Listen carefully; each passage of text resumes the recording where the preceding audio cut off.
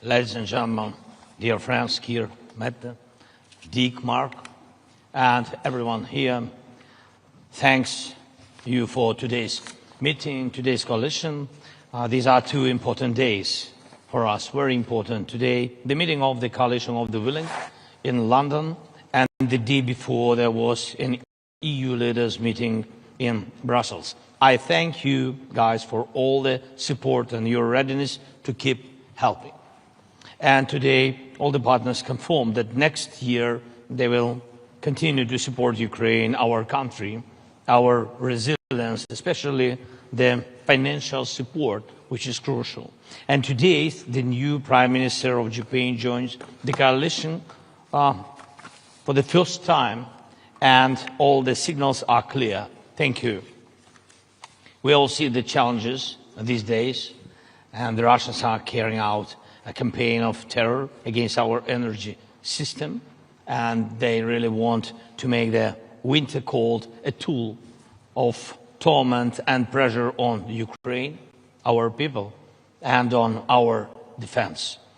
And Russia's goal hasn't changed. They want to break us, want to break Ukraine, and they are doing everything to achieve it. So that's why our defense means everything that truly stops Russia from killing, destroying, and terrorizing.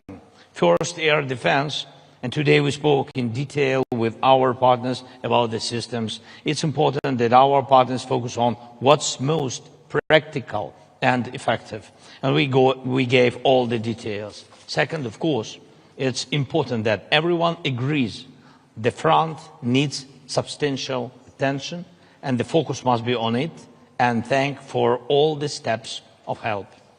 And third, we are promoting a more meaningful approach to diplomacy.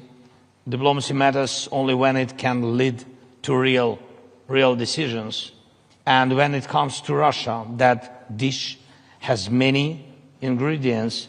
The essential ones are real forms of pressure on Russia, sanctions, our long-range capabilities, political pressure, accountability for war crimes, and real actions regarding Russian assets. Today we all agreed sanctions that hit Russian oil infrastructure, Russian oil companies are a big step, and I thank President Trump and all our partners who are implementing this.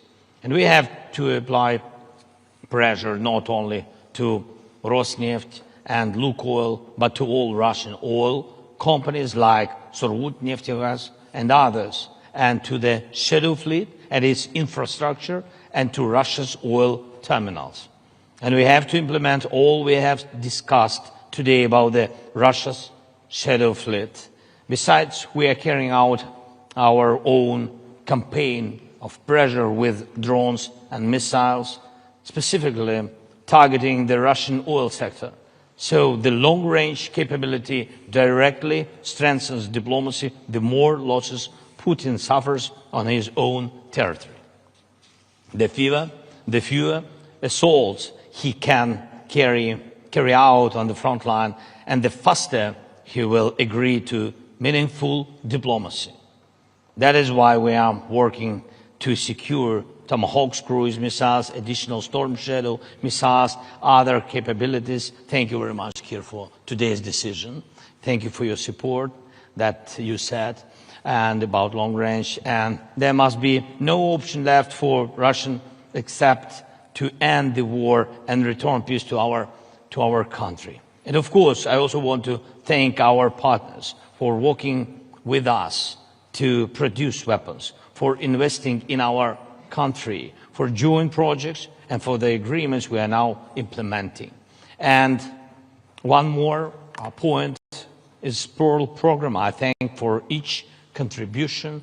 Mark, thank you for coordinating this program, for each contribution, and today we agreed to step up in the coming months. Peace is born from pressure on the aggressor, and that is what we must continue to do. Thank you.